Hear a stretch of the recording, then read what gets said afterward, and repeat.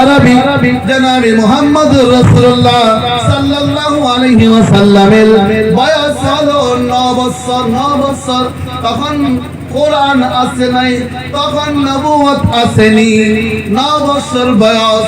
সেই সময়তে মক্কার সরজমিনেতে এত কার এসেছে, পানি নেই, খুব পানির দরকার ছিল। সেই সময়তে মক্কার মানুষেরা, ধনীপতি এবং জ্ঞানী মানুষেরা 32 জনা তারা মিটিং করেছে কাবা শরীফের মালিকের কাছে আগামী কালকে পানি চাইবো। পানি বর্ষণ না হওয়া পর্যন্ত কাবা শরীফের দেওয়াল ধরে দাঁড়িয়ে থাকবো। 32 জনা জ্ঞানী, গুণী, ধন সম্পদশালী, মর্যাদাশীল ব্যক্তি 32 জনা। তারা কি করেছে?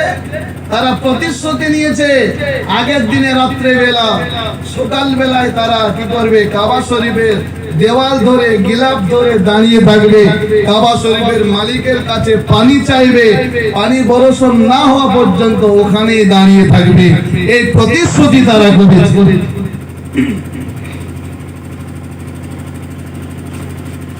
তো মাসুম ছেলে, 9 বছর বয়স, 9 বছর বয়স মাসুম ছেলে, তিনি আবদার করেছেন, চাচা আমিও যেতে চাই।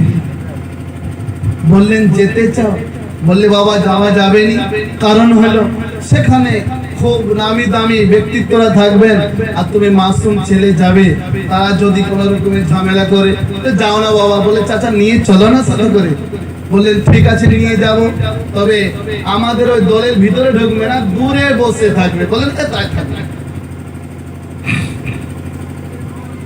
জনাবে মুহাম্মদুর রাসূলুল্লাহ সাল্লাল্লাহু আলাইহি ওয়াসাল্লাম দূরে বসে রইলেন। 32 জনা মানুষ কাবা শরীফের গিলাফ ধরে, কাবা শরীফের দেওয়াল ধরে দাঁড়িয়ে রইল। বারে বারে কাবা শরীফের মালিকের কাছে, কাবা শরীফের মালিকের কাছে পানি চাইছে, বারে বারে পানি চাইছে, পানি বর্ষণ হয় না। বেলা উঁচু হয়ে গেছে, 9 থেকে 10টা বেজে গেছে, পানি বর্ষণ হয় না। 10 থেকে 11টা বেজে গেছে, পানি বর্ষণ হয় না। 12 ঘুরে ঘড়ি চলে যাবে, সূর্য মাথার উপরে চলে আসবে, জওয়ানের সময় হয়ে যাচ্ছে, পানি বর্ষণ হয় না। বিশ্বনবী বললেন চাচা আমাকে একবার সুযোগ দাও। তুমি বাচ্চা ছেলে, এত নামি দামি ব্যক্তিত্বরা আছে, আর তুমি মাঝে ঢুকে গেছো, যাও বসে থাকবে। আবার ফিরে এসেছেন চাচা, হযরতে ওমর ফারুক, হযরতে আবু বকর সিদ্দিক, ওনারা মার্কেটে গেলেন। যাওয়ার পরে একটা মাছ খরিদ করলেন, কিনে নিলেন। কিনে নেওয়ার পরে মাছটাকে 2 ভাগে ভাগ করে দিলেন। 2 জন সাহাবী তাদের 2 জনের বাড়িতে নিয়ে চলে গেলেন। কি নিয়ে গেলেন? মাছ। বাড়িতে নিয়ে যাওয়ার পরে বিবিকে বললেন একে ভালো করে পরিষ্কার পরিচ্ছন্ন করে একে একেবারে তেলে ভেজে রান্না করে রাখবে।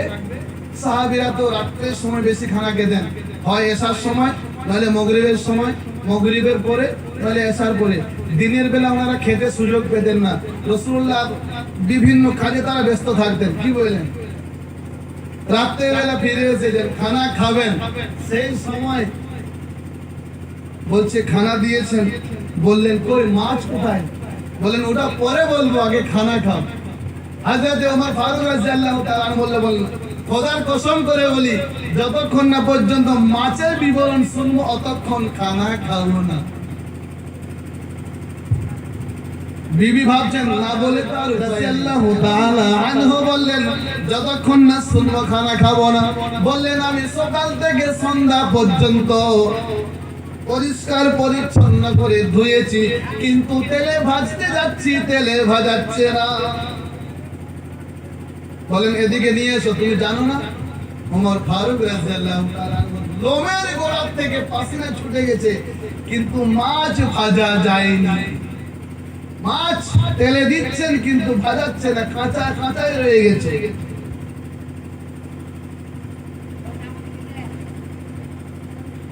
হযরতে ওমর ফারুক রাদিয়াল্লাহু তাআলা আনহু সেই মাছটাকে নিয়ে চললেন, বললেন আমার যদি এরকম অবস্থা হয় তাহলে আবু বকরের সঙ্গে সাক্ষাৎ করে দেখি তার কি অবস্থা। ও সেম কেস, ওখানেও তাই অবস্থা। বললেন মাছ, বললেন পারলাম না, দেখি আমাকে তার চেষ্টা করি। আবু বকর সিদ্দিক রাদিয়াল্লাহু তাআলা তিনিও ধকে গেলেন, মাছ ভেজে ভেজে পেরেশান, পাসিনা ছুটে গেছে। দিনের বেলা নবীর সঙ্গে কাজ করছেন, রাতের বেলা মাছ ভেজে রাত 12টা বেজে গেছে। ইনি চিন্তা করছেন তাহলে ওমরের সঙ্গে দেখা করি, আর ওমর ফারুক চিন্তা করছেন আবু বকরের সঙ্গে দেখা করি। এমত অবস্থায় আস্তে আস্তে দুইজনে আসছেন, দুজনে বাড়ির থেকে পাশাপাশি হবেন। ওমর ফারুক চিন্তা করলেন এটা তো আবু বকরের পায়ের আওয়াজ। আসসালামু আলাইকুম আবু বকর সিদ্দিক। ওয়া আলাইকুম আসসালাম ওমর ফারুক। কি ব্যাপার এত রাতে? তোমার কি ব্যাপার এত রাতে? বলে ও মাছের ব্যাপারে ঘুরে বেড়াচ্ছে।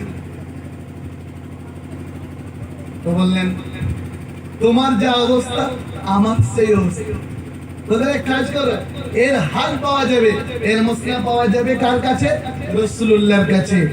তো রাসূল আকরাম সাল্লাল্লাহু আলাইহি ওয়াসাল্লামের কাছে যখন যাচ্ছেন তারা, রাতে আমিনা বাচ্চাকে জন্ম দেওয়ার পরে কান্নাকাটি করছিলেন, কানে কানে আওয়াজ ভাসে, আমিনা তুমি কান্নাকাটি কেন করো বলো? বললেন আজকে যদি আব্দুল্লাহ বেঁচে থাকতেন তাহলে আমার সন্তানের জন্য খেলনা এনে দিতেন। কে এনে দিতেন? খেলনা। বললে আমিনা তুমি চিন্তা করো না, দিবস একটু ঢলে যেতে দাও, কারণ আব্দুল্লাহ যদি বেঁচে থাকতো খেলনা কিসের নিয়ে আসতো? হয়তো প্লাস্টিকের নিয়ে আসতো, হয়তো কাঠের নিয়ে আসতো, হয়তো বিভিন্ন রকমের মাটির খেলনা দিত।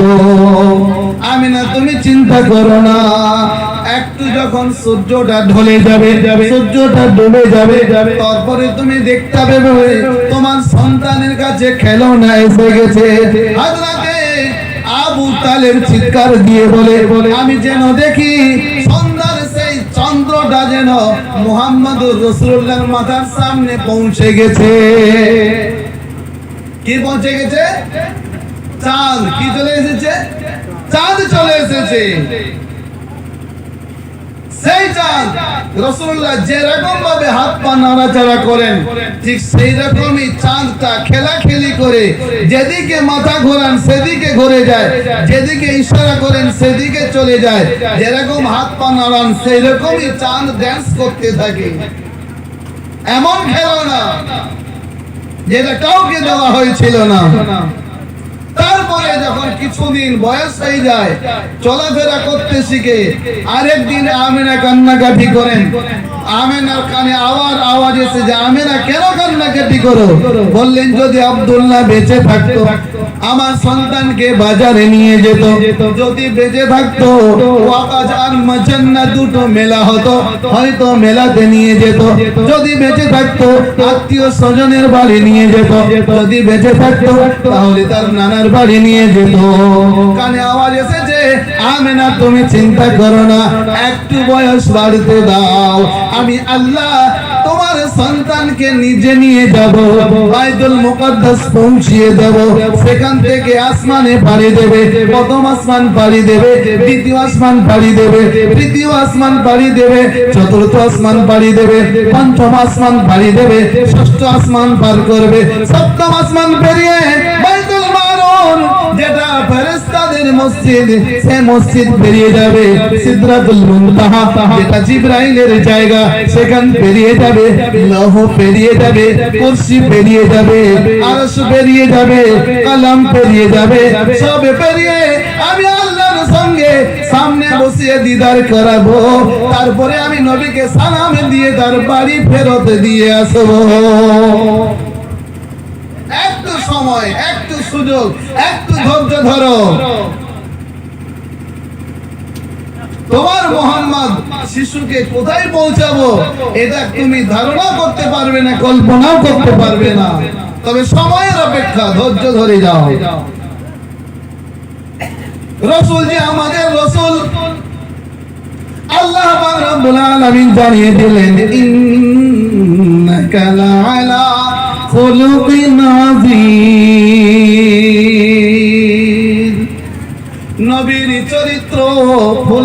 চাইতেও পবিত্র।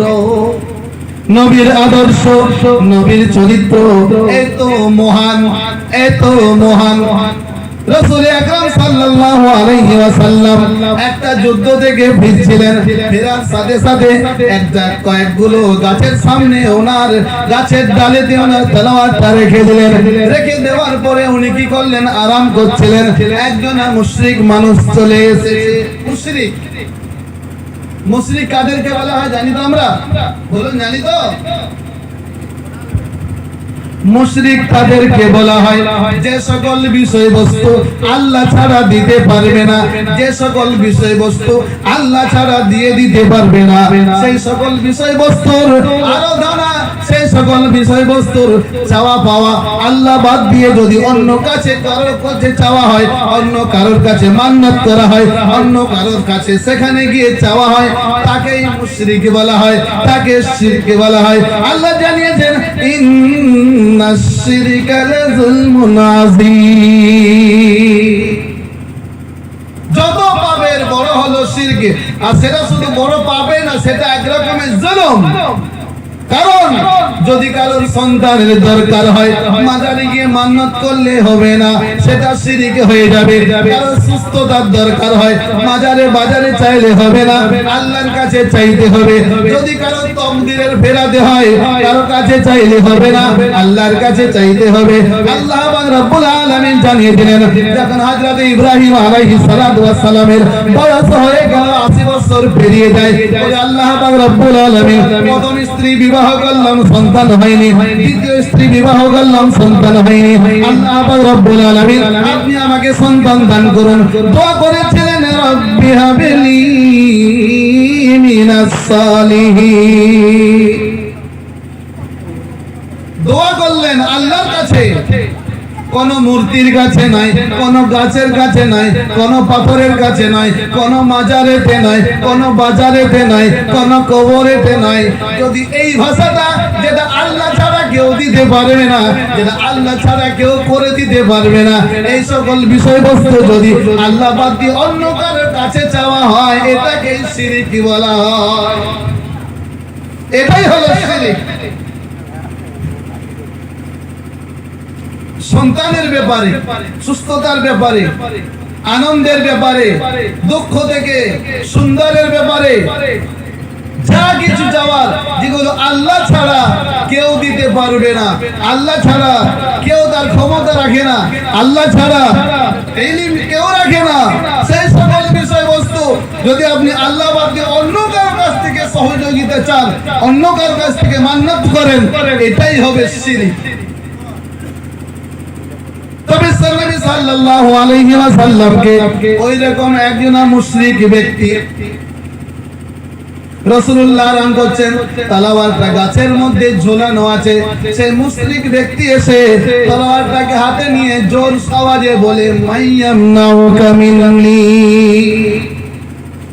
মুহাম্মদ বলো আজকে আমার হাত থেকে তোমাকে কে বাঁচাবে?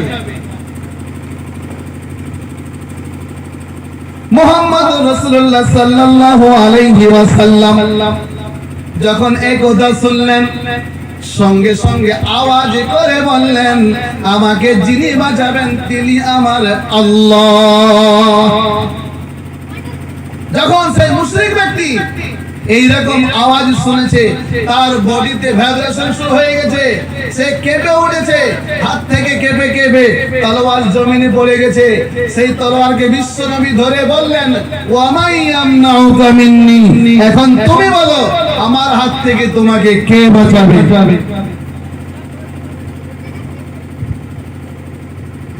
এই কথা যখন বিশ্বনবী জনাবে মুহাম্মদুর রাসূলুল্লাহ সাল্লাল্লাহু আলাইহি ওয়াসাল্লামের কাছ থেকে শুনেছে, তখন সে বলেছে, আপনি আমাকে ক্ষমা করুন, আপনি আমার সঙ্গে ভালো ব্যবহার করুন। আমাকে কেউ বাঁচাতে পারবে না, আপনি আমাকে ছেড়ে দেন, আপনি আমাকে ক্ষমা করে দেন, আপনি আমাকে মাফ করে দেন, আপনি আমার সঙ্গে খুব ভদ্র ব্যবহার করুন। জনাবে মুহাম্মদুর রাসূলুল্লাহ সাল্লাল্লাহু আলাইহি ওয়াসাল্লাম বললেন, তাহলে তুমি কি এই কথা সাক্ষ্য দিচ্ছ যে আল্লাহ ছাড়া ইবাদতের যোগ্যতা কেউ নেই? বললেন, না, এই কথার আমি সাক্ষী দিচ্ছি না।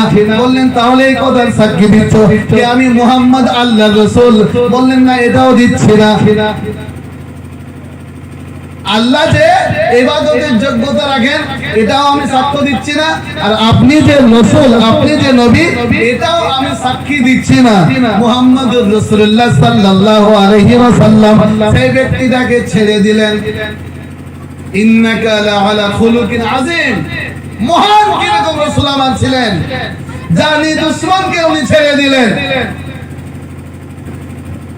জীবনের দুশমন তলোয়ার হাতে নিয়ে বিশ্বনবীকে মারার যে উপক্রম চালায়, সেই ব্যক্তিকে রাসূল ছেড়ে দিলেন। আপনার এলাকা দিয়ে যদি কোনো মন্ত্রী পেরিয়ে যায়, মিনিস্টার পেরিয়ে যায়, কিছু করতে হবে না, একটা পাথর ধরে দাঁড়িয়ে থাকবেন, তারপরে দেখবেন কি কামাল হয়। বলে কে অ্যারেস্ট করে, এই মন্ত্রীকে মারার জন্য বম ধরেছিল।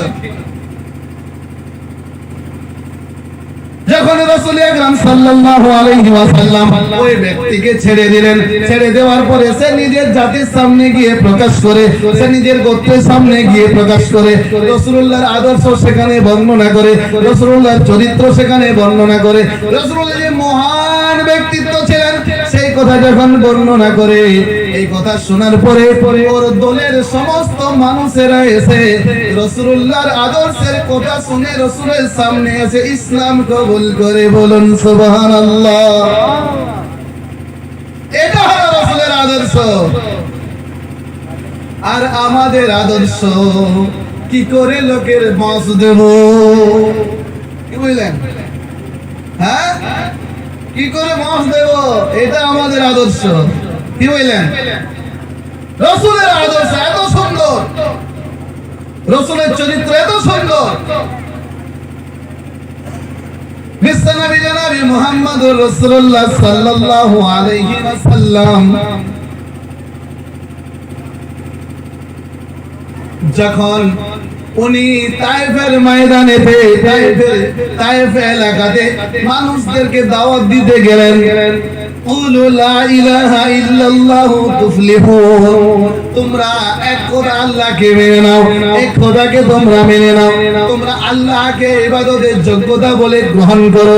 তায়েফের মানুষেরা এমন মান মেনেছে, বিশ্ব নবীর মাথার থেকে রক্ত ঝরে জুতো মোবারক ভিজে গেছে।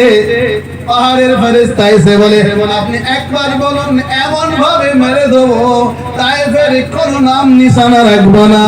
মানুষ ফেরেশতা বলে, একবার বলুন, এমন সাইলাব ছুটিয়ে দেব তায়েফ বলে কিচ্ছু রাখবো না।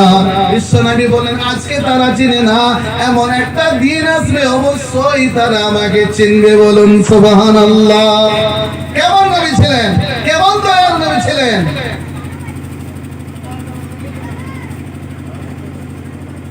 বিশ্বনবী সাল্লাল্লাহু আলাইহি ওয়াসাল্লাম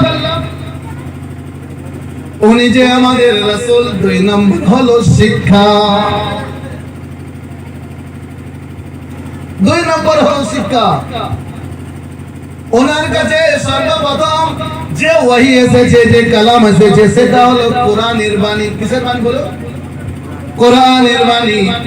যখন গারে হিরা দেউরি আল্লাহর ইবাদতে ছিলেন, সেই সময়তে জিবরাইল আমিন আলাইহিস সালাতু ওয়াস সালাম এসে বলেছেন, আপনি পড়ুন। বিশ্বনবী পড়ছিলেন তাড়াহুড়া করে। আল্লাহ রাব্বুল আলামিন বললেন, বিশ্বনবী লা তুহাররিক বিহি লিসানাকা লিতা'জালা বিহি, ইন্না আলাইনা জামাহু ওয়া কুরআন। আপনি আপনার জবানকে তড়িঘড়ি চালাবেন না, আপনি আপনার জবানকে স্পিডে চালাবেন না, আপনি আপনার জবানকে একবারে জলদিবাজি করবেন না। কারণ জিবরাইল শুনিয়েছে, আল্লাহ বললেন, আপনার সিনাতে আমি কোরআনকে জমিয়ে দেব। বলুন সুবহানাল্লাহ। উত্তম শিক্ষা হলো দুনিয়াতে যত মানুষ আছেন, যত বড় বড় উচ্চ ডিগ্রিওয়ালা ব্যক্তি আছেন, যাদের কাছে কোরআনের শিক্ষা নেই তাদের কোনো দাম নেই, যাদের কাছে কোরআনের ইলম নেই তাদের কোনো দাম নেই। বিশ্ব নবী বলেছেন তালাবুল ইলম ফারিজাতুন আলা কুল্লি মুসলিমি ওয়া মুসলিমা। একজন পিতা যদি তার সন্তানকে এমএ পাস করিয়ে মাস্টারি করাতে পারে, একজন পিতা তার সন্তানকে ইঞ্জিনিয়ার বানিয়ে কোম্পানিতে সার্ভিস করাতে পারে, একজন পিতা তাকে জজ বানিয়ে তাকে চাকরি করাতে পারে, অবশ্যই খুব ভালো কথা। সমাজে ইসলামের জন্য অনেক কিছুর প্রয়োজন, কিন্তু যদি কোরআনের শিক্ষা দিতে না পারে ময়দানে হাসরে তাদেরকে আল্লাহ পাক রব্বুল আলামিন জিজ্ঞাসা করবে, যুবকেরা এদিকে আয়, যুবতীরা এদিকে আয়, আমার কাছে তোরা জবাব দে। তারা বলবে রব্বানা ইন্না আতানা সাদাতানা ওয়া কুবরানা ওয়া আদাল্লুনা সাবিলা। আল্লাহ পাক রব্বুল আলামিন আমাদের বড়দেরকে আপনি ধরুন, তারা দুনিয়া ডেভেলপ করার জন্য আমাদেরকে উৎসাহিত করেছে, তারা দুনিয়াতে চলার জন্য আমাদেরকে উৎসাহিত করেছে, তারা দুনিয়াতে ব্যবসা বাণিজ্যের জন্য আমাদেরকে উৎসাহিত করেছে, তারা বড় বড় ডিগ্রি হাসিল করার জন্য উৎসাহিত করেছে। তারা কোরআনের দিকে আমাদেরকে উৎসাহিত করে না, তারা মসজিদের দিকে আমাদেরকে উৎসাহিত করে না, তারা নামাজের দিকে আমাদেরকে উৎসাহিত করে না, তারা ইসলামের দিকে আমাদেরকে উৎসাহিত করে না। কারণ আল্লাহ পাক রব্বুল আলামিনের নবী জনাবে মুহাম্মদ রাসূলুল্লাহ সাল্লাল্লাহু আলাইহি ওয়াসাল্লাম জানিয়েছেন, কুল্লুকুম রাইন ওয়া কুল্লুকুম মাসউলুন আন রাইয়াতিহি। প্রত্যেকটা মানুষকে, প্রতিটা ব্যক্তিকে আল্লাহ জিজ্ঞাসা করবেন তার দায়িত্ব হিসেবে। যৌবন বয়স সে কি কাজে লাগিয়েছে, যুবক অবস্থায় সে কোথায় ইনকাম করেছে, যুবক অবস্থায় সে খরচা কোথায় করেছে, যৌবন অবস্থায় সময়টাকে কোথায় কাজে লাগিয়েছে, সে ইনকাম করেছে তো কি অবস্থায় করেছে, হালাল পন্থায় করেছে না হারাম পন্থায় করেছে। আল্লাহ বললেন একজন বাড়ির প্রধানকে জিজ্ঞাসা করা হবে, কুল্লুকুম রাইন ওয়া কুল্লুকুম মাসউলুন আন রাইয়াতিহি। পরিবারের প্রধানকে জিজ্ঞাসা করা হবে। প্রত্যেকটা পুরুষ হলো জিম্মেদার। একজন নারীর পিছনে চারটা গাইডলাইন দেওয়া আছে, চারটা গাইডলাইন দেওয়া আছে। এক নম্বর হলো তার পিতা, সব শিক্ষা দিয়েছে। যদি কোরআন শিক্ষা দিতে না পারে ময়দান হাসরে তাদেরকে আল্লাহর দরবারে জবাবদিহি করতে হবে। সব কিছু করেছে, কোরআনের শিক্ষা দিতে পারে না, তাদেরকে আল্লাহর দরবারে কাঠগড়ায় দাঁড়াতে হবে। তারা সরাসরি বলে দেবে আল্লাহ পাক রব্বুল আলামিন আমার মা আমার আব্বা আমাদেরকে কোরআন শিখায় নাই, আমাদেরকে কোরআনের তালিম দেয় নাই। ইংরেজি শিক্ষা করার জন্য 500 টাকার প্রাইভেট দিয়েছে, অঙ্ক শিক্ষা করার জন্য 1000 টাকার প্রাইভেট দিয়েছে, কিন্তু ইমাম সাহেবকে 100 টাকা দিয়ে কোরআন পড়াই নাই।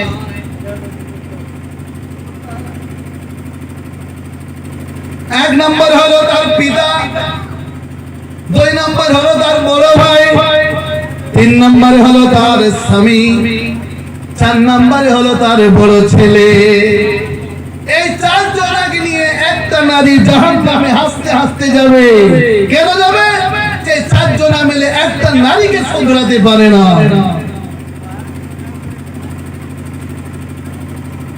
তালাবুল ইলম ফারিজাতুন আলা কুল্লি মুসলিমিন ওয়া মুসলিমা। প্রত্যেকটা পুরুষের জন্য, প্রত্যেকটা নারীর জন্য কোরআন শিক্ষা করা হলো ফরজ। বিশ্ব নবীকে বললেন, ইয়া রাসূলুল্লাহ সাল্লাল্লাহু আলাইহি ওয়াসাল্লাম, ইসলামের ভিতরে সবচেয়ে উত্তম আমল কি? বললেন তুতিমুত তাআম ওয়া তাকরাউস সালাম। মান আরিফতা মান লাম তারিফ। যদি কোন মুসলমান অপর মুসলমানকে দেখতে পায় আর যদি চিনতে পারে এটা মুসলমান, তাহলে সালাম করবে, জানা হোক আর অজানা হোক। আর যখন তোমার গ্রামে, তোমার বাড়িতে কোনো মেহমান আসবে, তাকে খানা খাওয়াবে। কি খাওয়াবে বলো?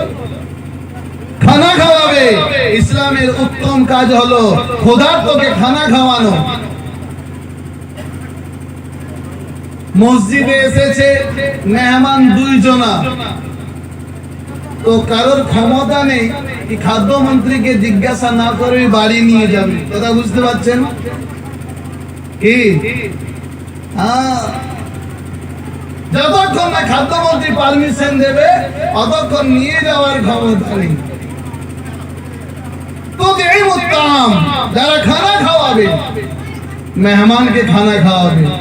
বাবা মাকে খানা দিতে রাজি হচ্ছে না, আবার মেহমানকে খাওয়াবে। তবে শালি যখন আসবে তখন বিরিয়ানি অবশ্যই হবে।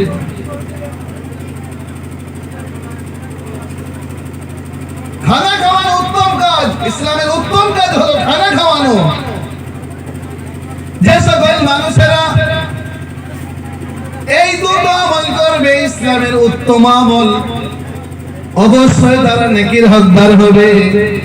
কারণ যে সকল মানুষেরা খানা খাওয়াবে, আনন্দ চিত্তে মন ভরে খানা খাওয়াবে, বিশ্বনবী জানিয়েছেন সেই খাওয়ানোর বদলে আল্লাহ তাআলা তার আমলনামায় নেকি লিখে দেবে। উত্তম আমল হলো খানা খাওয়ানো। 2 নম্বর হলো সালাম করা। স্বামী সালাম করবে বিবিকে। লজ্জা লাগে, বিবিকে আবার কেউ সালাম করে নাকি? বিবিকে কেউ সালাম করে? আজকে স্বামী আর স্ত্রীর মধ্যে মহব্বত নেই। কেন নেই? সালাম নেই, এই কারণে মহব্বত নেই। সালাম হলো আল্লাহর একটা নাম, আর সালাম হলো অপরন্ত দয়া, অপরন্ত রহমত, অপরন্ত আল্লাহর পক্ষ থেকে রহমত। যে বাড়িতে সালামের কথা নেই, সে বাড়িতে মহব্বত ভালোবাসা নেই। আপনি পরীক্ষা করে দেখবেন, আজনবী মানুষের সঙ্গে আপনি কয়েকদিন সালাম করবেন, অটোমেটিক তিনি তার বন্ধু হয়ে যাবে। সালাম আল্লাহর দেওয়া ভাষা, সালাম অপরন্ত রহমত। স্ত্রী স্বামীকে সালাম করবে, স্বামী স্ত্রীকে সালাম করবে, ছোট ভাই বড় ভাইকে সালাম করবে, বড় ভাই ছোট ভাইকে সালাম করবে। বললে আমি বড়, আমি কি যেন সালাম করবো? ছোট সালাম করবে না। আমরা কি বলি? আমরা বড়। আবার যারা মাস্টার হয়, রাগ করবেন না, তারা বলে আমি মাস্টার, আমি আবার কি সালাম করবো? আমার সালাম করবো।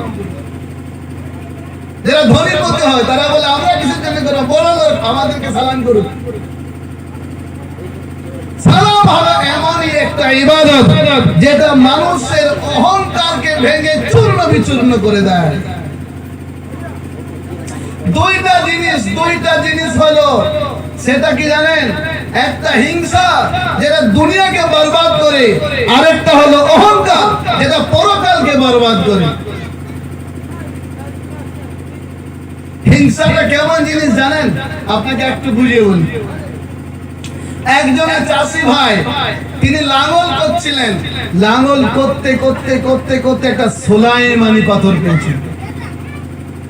একেবারে দেখতে গোলাকার, কি সুন্দর পাথর। পাথরটা ছোট্ট কিন্তু ওজনে অনেক বেশি। হাতে পায়ে কাদা রয়েছে, হাত পা ধুয়ে নিয়ে ওই পাথরটা ধুতে গিয়ে পিছলে পড়ে জমিনে টক্কর খেয়েছে, ধাক্কা খেয়েছে। আর যখনই ধাক্কা খেয়েছে, একটা জিনের বাদশা বেরিয়ে এসেছে। তো জিনের বাদশা বলছে, বলো মালিক কি চাই? বললেন আপনি যেটা চাইবেন সেটাই পাবেন। বললেন তাই নাকি? বললে হ্যাঁ, তবে শর্ত আছে। বললে কি রকম? আপনি যদি আমাকে বলেন এখন 1000 টাকা দাও, আপনাকে আমি 1000 টাকা দিয়ে দেব, কিন্তু আপনার বাড়ি বা আপনার প্রতিবেশীর পকেটে অটোমেটিক 2000 চলে যাবে। বললেন লাগবে না, প্রয়োজন নেই। কি বললেন? প্রয়োজন নেই। পাথর পেয়েছে আমি, লাভবান হব আমি, নাকি আমি না হয় আমার পাশের বাড়ির লোক হয়ে যাবে, এটা দরকার নেই।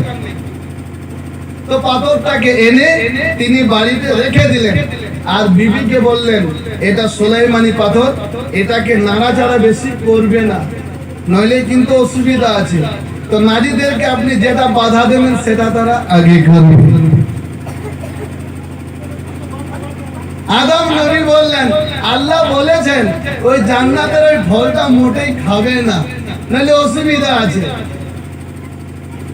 তো ইবলিস গেছে আর যে বলছে قال ما نهاكما ربكما عن هذه الشجرة فتكونا ملكين أو تكونا من الخالدين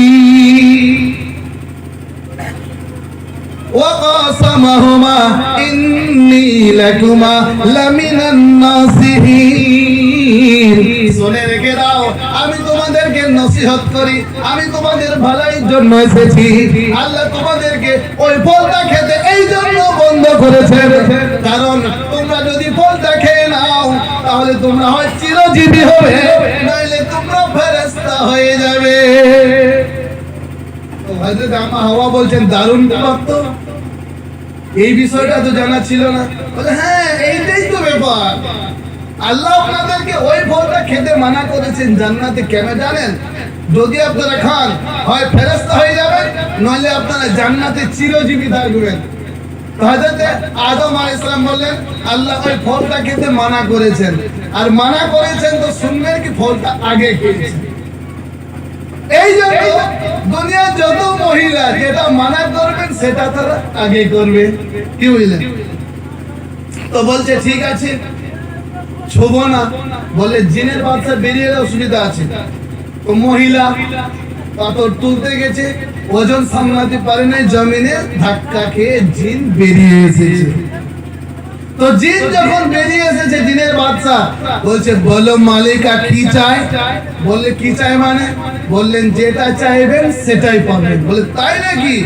বললে হ্যাঁ বললে টালির ঘর এই ঘরেতে পানি পড়ে তাহলে কাজ করে ভালো বাড়ি বানিয়ে দাও আর উনি হাতে ব্যাগ নিয়ে মার্কেটে গেছেন পাড়ার মার্কেটে উনি পাড়া থেকে আসবেন তারপরে কাজ দেখবেন তো ইনি বলছেন ভালো বাড়ি বানিয়ে দাও জিনের বাদশা সঙ্গে সঙ্গে বাড়ি রেডি করে দিয়েছেন বাড়িতে AC fridge cooler dining dressing sofa Godrej আলমারি যা লাগে একবার প্যারিস পুট্টি করা রাজমহলের মতো প্রাসাদ হয়ে গেছে তবে একতলা হয়েছে কতলা হয়েছে একতলা হয়েছে এরপরে উনি তো বাড়ির ভিতরে আছেন আর গ্রামে যত বাড়ি সব দুতলা অটোমেটিক হয়ে গেছে চাষি ভাই দেখছেন এই কি অবস্থা গ্রাম চিনতে পারে না রাস্তা চিনতে পারে না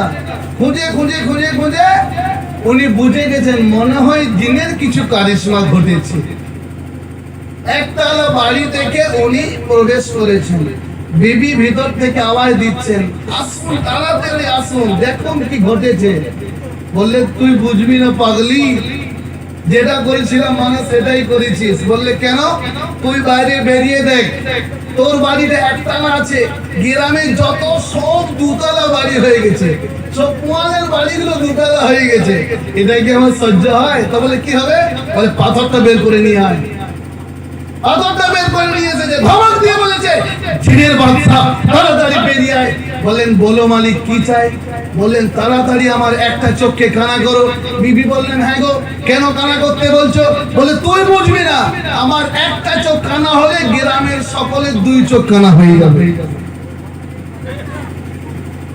এর মানে কি হিংসা এর মানে হিংসা যারা হিংসা করবে তাদের দুনিয়া বরবাদ হবে আর যারা অহংকার করবে তাদের আখিরাত বরবাদ হবে তুদিউ তাম ওয়া তাকরাউস সালাম বিশ্বনবী বললেন যারা সালাম করবে তারা অহংকার থেকে পবিত্র হয়ে যাবে বলুন সুবহানাল্লাহ সালাম করব তো ইনশাআল্লাহ এই এখন গিয়ে বাড়িতে বিবিকে সালাম কে কে করবেন বলুন দেখি একবার করবেন তো ইনশাআল্লাহ নাকি লজ্জা লাগছে সালাম হলো আল্লাহর নাম মোহাম্মত বাড়বে ভালোবাসা বাড়বে প্যার হবে কি বললেন স্বামী আর স্ত্রী 6 মাস কথাবার্তা নেই একটা পালঙ্গে ঘুমায় কেন সালাম নেই আশ্চর্যের ব্যাপার 3 নম্বরে হলো বিশ্বনবী সাল্লাল্লাহু আলাইহি ওয়াসাল্লাম উনি যে রাসূল এবং নবী 3 নম্বর হলো উনার মুজিজা মুজিজা একজন বেদুইন এসে বলে, আপনি যে আল্লাহর নবী, আপনি যে আল্লাহর রাসূল, এর প্রমাণটা কি, এর দলিলটা কি আপনি বুঝিয়ে বলুন। বিশ্বনবী সাল্লাল্লাহু আলাইহি ওয়াসাল্লাম বললেন, এখন কি তুমি দেখতে চাও? বললেন, যেটা দেখাবেন আমি মেনে নেব, আপনি যেটা মুজিজা দেখাবেন আমি মেনে নেব। বিশ্বনবী সাল্লাল্লাহু আলাইহি ওয়াসাল্লাম জানিয়ে দিলেন, সামনে রয়েছে খেজুর গাছ, সেই খেজুর গাছের গুচ্ছকে বিশ্বনবী ইশারা করে বললেন, এই খেজুরের গাছের কাঁদি গুচ্ছা তুমি আমার হাতে এসে উপস্থিত হয়ে যাও। জনাবে মুহাম্মদুর রাসূলুল্লাহ সাল্লাল্লাহু আলাইহি ওয়াসাল্লামের হাতে যখন ওই খেজুরের কাঁদি চলে এসেছে, বললেন, এবার কি তোমার বিশ্বাস হয়েছে? বললেন, অবশ্যই বিশ্বাস হয়েছে। রাসূলুল্লাহ বললেন, এই খেজুরের কাঁদি তুমি আমি তো খেজুরের গাছে আবার ফেরত চলে যাও। বেদুইন যখন এই রকম মুজিজা দেখেছে, সঙ্গে সঙ্গে নবীর উপরে কলমা পড়েছে। বলুন সুবহানাল্লাহ। মুজিজা, মুজিজা। একজন ইহুদি একটা মরা গোহ নামক জানোয়ার এনে বলে, আপনি যদি শেষ জামানার রাসূল, আপনি যদি শেষ জামানার নবী, তাহলে আপনি বলুন আর জিজ্ঞাসা করুন, যদি এই মরা জানোয়ারটা উঠে কথা বলে, তাহলে নবী বলে মেনে নেব। বললেন, তাই? বললে, হ্যাঁ। রাসূলুল্লাহ সাল্লাল্লাহু আলাইহি ওয়াসাল্লাম ইশারা করে ওই গোহ নামক জানোয়ারকে বলেন, মান আনা, আমি কে? সঙ্গে সঙ্গে ওই জানোয়ারটা জীবিত হয়ে বলেছে, আনতা রাসূলা, আপনি হলেন রাসূল। বলুন সুবহানাল্লাহ। মরা জানোয়ার কথা বলেছে, মরা জানোয়ার কথা বলেছে। আবু জাহেল বলে, বলো দেখি ভাতিজা, আমার হাতে কি আছে? বলে, আমি বলবো না ওইগুলো বলবে? বলে, যেটা একটা বললেই হলো। সঙ্গে সঙ্গে আবু জাহেলের পাথর, আবু জাহেলের হাজার পাথর কলমা পড়েছে, লা ইলাহা ইল্লাল্লাহু মুহাম্মাদুর রাসূলুল্লাহ। এটা হলো মুজিজা। এক জায়গাতে পানির সংকট ছিল, পানির প্রয়োজন ছিল, ওযু করার দরকার ছিল। ওযু করবেন, ওযু, পানির দরকার হয় ওযু করার জন্য। তো বললেন, ইয়া রাসূলুল্লাহ সাল্লাল্লাহু আলাইহি ওয়াসাল্লাম, পানি তো নেই। বললেন, পানি নেই? বললেন, না, পানি নেই। বললেন, একটা পাত্র নিয়ে এসো, একটা বর্তন নিয়ে এসো। রাসূল আরবি সাল্লাল্লাহু আলাইহি ওয়াসাল্লাম সেই পাত্রটার উপরে শাহাদাতের আঙ্গুল ধরে রইলেন। পানি আসা শুরু হয়েছে। 300 জন সাহাবা একসঙ্গে ওই পানি, আঙ্গুলের পানি এমন দ্রুত গতিতে বের হয়েছে। 300 জন সাহাবা ওনারা সেই পানি দিয়ে ওযু করে নামাজ আদায় করেছেন। বলুন সুবহানাল্লাহ। মুজিজা, এটা হলো মুজিজা। রাসূল হওয়ার 3 নম্বর দলিল হলো মুজিজা। রাসূলের অসংখ্য মুজিজা। একবার মক্কাতে পানি বর্ষণ হয় নাই। রাসূল আরবি জনাবে মুহাম্মদুর রাসূলুল্লাহ সাল্লাল্লাহু আলাইহি ওয়াসাল্লামের বয়স হলো 9 বছর। তখন কোরআন আসে নাই, তখন নবুয়ত আসেনি। 9 বছর বয়স। সেই সময়তে মক্কার সরজমিনেতে এত কার এসেছে, পানি নেই, খুব পানির দরকার ছিল। সেই সময়তে মক্কার মানুষেরা, ধনীপতি এবং জ্ঞানী মানুষেরা 32 জনা তারা মিটিং করেছে কাবা শরীফের মালিকের কাছে, আগামী কালকে পানি চাইবো। পানি বর্ষণ না হওয়া পর্যন্ত কাবা শরীফের দেওয়াল ধরে দাঁড়িয়ে থাকবো। 32 জনা জ্ঞানী, গুণী, ধন সম্পদশালী, মর্যাদাশীল ব্যক্তি 32 জনা। তারা কি করেছে? তারা প্রতিশ্রুতি নিয়েছে, আগের দিনে রাত্রে বেলা, সকাল বেলায় তারা কি করবে? কাবা শরীফের দেওয়াল ধরে, গিলাফ ধরে দাঁড়িয়ে থাকবে, কাবা শরীফের মালিকের কাছে পানি চাইবে। পানি বর্ষণ না হওয়া পর্যন্ত ওখানেই দাঁড়িয়ে থাকবে। এই প্রতিশ্রুতি তারা করেছে।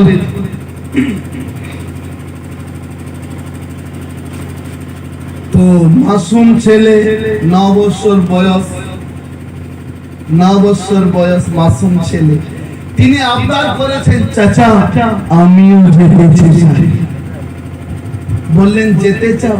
বললে বাবা যাওয়া যাবে না, কারণ হলো সেখানে খুব নামি দামি ব্যক্তিত্বরা থাকবেন, আর তুমি মাসুম ছেলে যাবে, তারা যদি কোনো রকমের ঝামেলা করে তো যাও না বাবা। বলে চাচা নিয়ে চলো না সাথে করে। বললেন ঠিক আছে নিয়ে যাব, তবে আমাদের ওই দলের ভিতরে ঢুকবে না, দূরে বসে থাকবে। বললেন তাই থাকবে। জনাবে মুহাম্মদুর রাসূলুল্লাহ সাল্লাল্লাহু আলাইহি ওয়াসাল্লাম দূরে বসে রইলেন। 32 জন মানুষ কাবা শরীফের গিলাফ ধরে, কাবা শরীফের দেওয়াল ধরে দাঁড়িয়ে রইল। বারে বারে কাবা শরীফের মালিকের কাছে, কাবা শরীফের মালিকের কাছে পানি চাইছে, বারে বারে পানি চাইছে, পানি বর্ষণ হয় না। বেলা উঁচু হয়ে গেছে, 9 থেকে 10টা বেজে গেছে, পানি বর্ষণ হয় না। 10 থেকে 11টা বেজে গেছে, পানি বর্ষণ হয় না। 12 ঘুরে ঘড়ি চলে যাবে, সূর্য মাথার উপরে চলে আসবে, জওয়ানের সময় হয়ে যাচ্ছে, পানি বর্ষণ হয় না। বিশ্বনবী বললেন, চাচা আমাকে একবার সুযোগ দাও। তুমি বাচ্চা ছেলে, এত নামি দামি ব্যক্তিত্বরা আছে, আর তুমি মাঝে ঢুকে গেছো, যাও বসে থাকবে। আবার ফিরে এসেছেন, চাচা একটা বার সুযোগ দাও না। যখন বললেন, ছোট মানুষ মাসুম ছেলে যখন এরকম বলতে চাইছেন, একটা সুযোগই দিয়ে দাও না। যখন বলেছে সুযোগ দিয়ে দাও, কে যেন দূর থেকে আওয়াজ দিয়েছে, পানি চলে এসেছে, পানি চলে এসেছে। বললেন কি করে পানি এসেছে? বললেন মুহাম্মদ কাবা শরীফের সামনে চলে এসেছে, পানি চলে এসেছে। আপনারা 32 জন আছেন, 20 জন পিছনে যান, পিছনে। বললেন আরো আছেন 12 জন, তারাও পিছনে চলে যান। তারা চিন্তা করে 9 বছরের শিশু বালক ছেলে আমাদেরকে পিছনে করে দিল। হ্যাঁ, কত বড় একটা প্রেস্টিজের ব্যাপার, পিছনে করে দিল। সেই সময় তারাটুকু হুমকি দিয়ে বলল, এই ছেলে কি করছো তুমি? বলে আপনারা কি করছিলেন? বললেন আমরা পানি চাইছিলাম। বলে আমি কি করছি? তুমি পানি চাইছো? বলে ধৈর্য ধরুন। বিশ্বনবী জনাবে মুহাম্মদুর রাসূলুল্লাহ সাল্লাল্লাহু আলাইহি ওয়াসাল্লাম মাথাকে যখন উঁচু দিকে করেছেন, মক্কার উপরেতে ঘন বাদলে পরিপূর্ণ হয়ে গেছে। দ্বিতীয়বার যখন মাথাকে আরেকটু উঁচু করে সঙ্গে সঙ্গে পানি বর্ষণ শুরু হয়েছে। মক্কার গলিতে পানি, মক্কার ঘাটিতে পানি, মক্কার পাহাড়ে পানি, মক্কার রাস্তাতে পানি, মক্কার বাড়িতে পানি, এত পানির উপর পানি। আল্লাহ জানিয়ে দিলেন, নবী আপনাকে মাথা উঁচু করার দরকার হতো না, কারণ আপনাকে আমি নবী বানিয়েছি। আপনাকে মাথা উঁচু করার দরকার হতো না, আপনাকে আমি ইমাম বানিয়েছি। কারণ মুক্তাদিরা থাকবে পিছনে, আপনি থাকবেন সামনে। ইমাম হবে, ইমাম নেতা হবে, ইমাম পথ প্রদর্শক হবে, ইমাম রাহবার হবে, ইমাম আল্লাহর সঙ্গে মুক্তাদিকে মিলাবে। শুনে রেখে দেন, ওয়ামা আরসালনাকা ইল্লা রাহমাতাল লিল আলামিন। আল্লাহ বললেন কোন নবীকে পাঠিয়েছি একটা শহরের জন্য, কোন নবীকে পাঠিয়েছি একটা নগরের জন্য, কোন নবীকে পাঠিয়েছি একটা দেশের জন্য, কোন নবীকে পাঠিয়েছি ভারতের জন্য, কোন নবীকে পাঠিয়েছি আরবের জন্য, কোন নবীকে পাঠিয়েছি ইরানের জন্য, কোন নবীকে পাঠিয়েছি ইরাকের জন্য, কোন নবীকে পাঠিয়েছি ফিলিস্তিনের জন্য, কোন নবীকে পাঠিয়েছি মিশরের জন্য। আপনাকে একটা দেশের জন্য নয়, একটা নগরের জন্য নয়, একটা রাজ্যের জন্য নয়, তামাম দুনিয়ার নবী, আখিরাতের নবী, ইহকালের নবী, পরকালের নবী, জিনেদের নবী, মানুষের নবী, আসমানের নবী, জমিনের নবী, কবরের নিচেদের জন্য নবী, আসমানের উপরের জন্য নবী। আল্লাহ জানিয়ে দিলেন দুনিয়ার পানি জায়গা, দুনিয়ার মিঠিল জায়গা, দুনিয়ার মন্তব্যল জায়গা, দুনিয়ার বরকতপূর্ণময় জায়গা, দুনিয়ার উন্নত মানের জায়গা, দুনিয়ার সম্মানিত জায়গা, দুনিয়ার উচ্চ মর্যাদার জায়গা। যার নাম হলো মুকাদ্দাতুল মুকাররামা, যার নাম হলো মদিনাতুল মুনাওয়ারা। ওয়া মা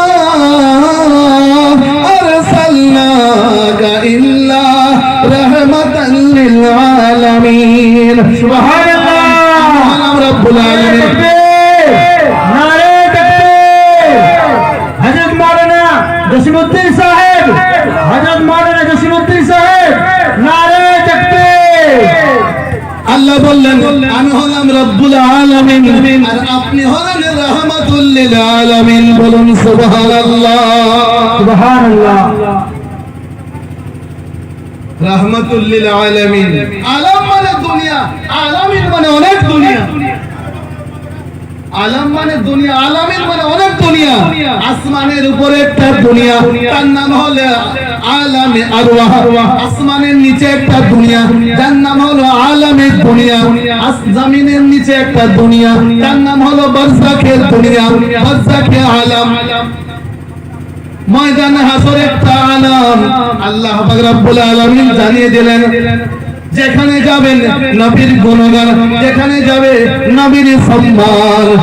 আল্লাহ পাক রব্বুল আলামিন জানিয়ে দিলেন মা কানা মুহাম্মাদুন আবা আহাদিন মির রিজালিকুম ওয়ালাকিন রাসূলুল্লাহি ওয়া খাতামান নাবিয়্যিন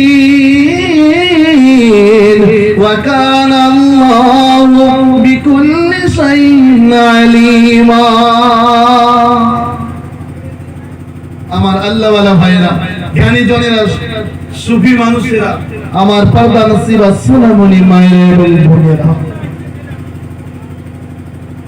রাসূলুল্লাহ জন্ম হবে 50 দিন বাকি আছে। কতদিন বাকি? 50 দিন বাকি আছে। আজও এক ঘটনা, জন্ম হবে 50 দিন বাকি আছে। আবরাহা ইয়ামানে একটা কাবা তৈরি করে ফেলেছে। বললে কাবা শরীফের মোতাওয়াল্লি আব্দুল মুত্তালিব, সেখানে মানুষেরা যাওয়া আসা করে, কত ক্রয় বিক্রয় হয়, কত লাভ হয়, কত আনন্দ ফুর্তি হয়। আমি যদি একটা কাবা বানিয়ে দিতে পারি তাহলে মানুষরা ওইখানে মক্কাতে যাবে না, আমার ইয়ামানে আসবে, লাভ আমি করব, আনন্দ আমি করব। তো ডুপ্লিকেট কাবা বানিয়েছে, তার নাম হলো আবরাহা। বানিয়েছে কোথায়? তার নাম হলো ইয়ামান। আরবের মানুষেরা দুই সিজনে দুই জায়গায় ব্যবসা করার জন্য যেতেন। একটা মুলকে শামে যেতেন, আর একটা ইয়ামানে যেতেন। ঠান্ডার সময় এক জায়গায়, গরমের সময় এক জায়গাতে। কারণ আরব জাহানে চাষ হয় না, শুধু খেজুর হয়। কি হয়? ধান হয় না, আলু পেঁয়াজ হয় না, খেজুর হয়। এমন জিনিস যদি কেউ সন্তান পায়নি, কি বললেন? তো আজওয়া খেজুর নামে একটা খেজুর আছে, যদি কয়েকদিন খাওয়ানো হয়, হতে পারে আল্লাহর রহমতে ওই খেজুরের বরকতে তার গর্ভে সন্তান চলে আসবে। এত বরকতপূর্ণময় খেজুর। সেখানের পানি, সেখানের হাওয়া, সব জায়গায় আল্লাহর রহমত পরিপূর্ণ, বরকতে বরকত পরিপূর্ণ। কারণ রাসূলুল্লাহ ছোঁয়া যার হাত, যার শরীরে লেগে যাবে তার ভাগ্য খুলে যাবে। রাসূলুল্লাহ ছোঁয়া যার বডিতে লেগে যাবে তার ভাগ্য ফিরে যাবে। হযরত আনাস রাদিয়াল্লাহু তাআলা আনহুর বাড়িতে বিশ্বনবী সাল্লাল্লাহু আলাইহি ওয়াসাল্লাম একবার দাওয়াত খেলেন। দাওয়াত খাওয়ার পরে দস্তরখানে হাত মুছে দিলেন। হযরত আনাস রাদিয়াল্লাহু তাআলা আনহু বলেন, এই দস্তরখানটাকে সর্পের দরকার হয় না, সাবানের দরকার হয় না, পানির দরকার হয় না। যখন ধোয়ার প্রয়োজন হয়, কাপড় ময়লা হয়ে গেলে সাবানের দরকার হয়, পানির দরকার হয়। কাপড় ময়লা হয়ে গেলে সার্ফ এক্সেলের দরকার হয়, পানির দরকার হয়। দুটো জিনিসের দরকার হবেই হবে। কাপড় ময়লা হলে সাবান সারাপ হতে হবে, তার সঙ্গে পানির প্রয়োজন লাগবে।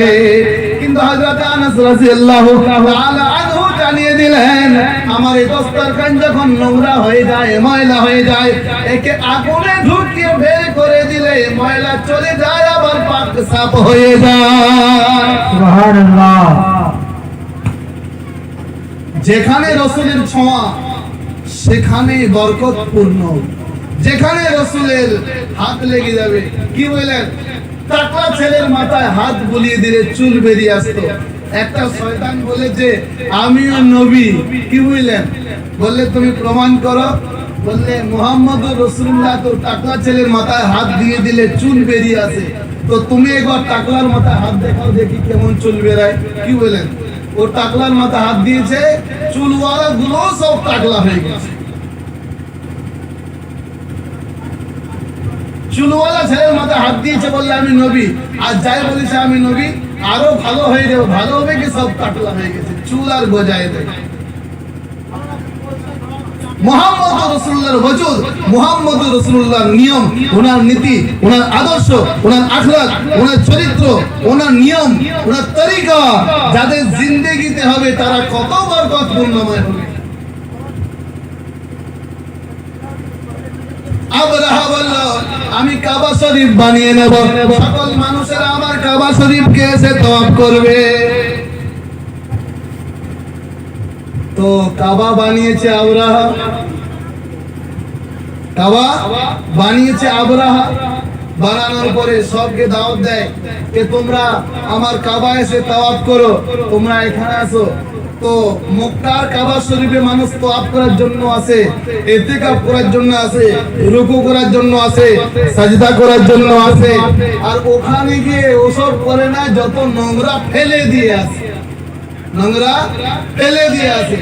তো আবরাহা ভাবছে তাই ব্যাপার, আরে কাবা শরীফ মক্কা সেটা পবিত্র থাকে, আর আমার বানানো কাবা এত নোংরা, তার দিলের মধ্যে হাসাদ তৈরি হলো, হিংসা তৈরি হলো।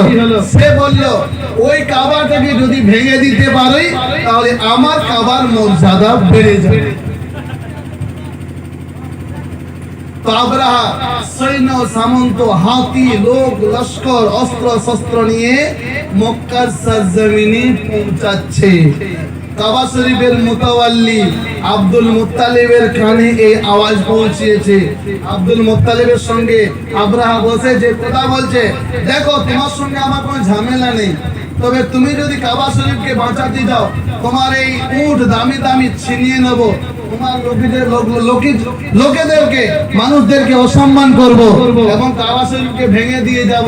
তো তুমি কি চাচ্ছ বলো? বললে দেখো আমার মাল আমি সামলাবো, আর আল্লাহর মাল আল্লাহ দেখে নেবে। বলুন সুবহানাল্লাহ।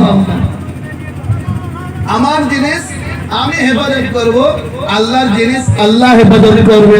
তো আবরাহা এসেছে কাবা শরীফ ভাঙার জন্য। আল্লাহ পাক রব্বুল আলামিন জানিয়ে দিলেন, আলাম তারা কাইফা ফাআলা রাব্বুকা বিআসহাবিল ফিল আলাম ইয়াজআল কাইদাহুম ফি তাদলিল ওয়া আরসালা আলাইহিম طيرا أبابيل। আল্লাহ পাক রব্বুল আলামিন জানিয়ে দিলেন, এই আমার ঝাঁকে ঝাঁকে আবাবিলেরা কোথায়? তোমরা এসো, তোমাদের দুই পায়ে দুটো কঙ্কর ধরো, দুটো পাথর ধরে নাও, তোমাদের ঠোঁটে একটা করে পাথর কুড়িয়ে নাও, এবং আবরাহার দিকে তার সৈন্য সামন্তের দিকে এমন ভাবে নিক্ষেপ করো সেগুলো গুলির মতো বর্ষণ হয়েছে। কাবা শরীফকে ভাঙতে এসে আবরাহা নিজেই ধ্বংস হয়েছে। বলুন সুবহানাল্লাহ। সুবহানাল্লাহ।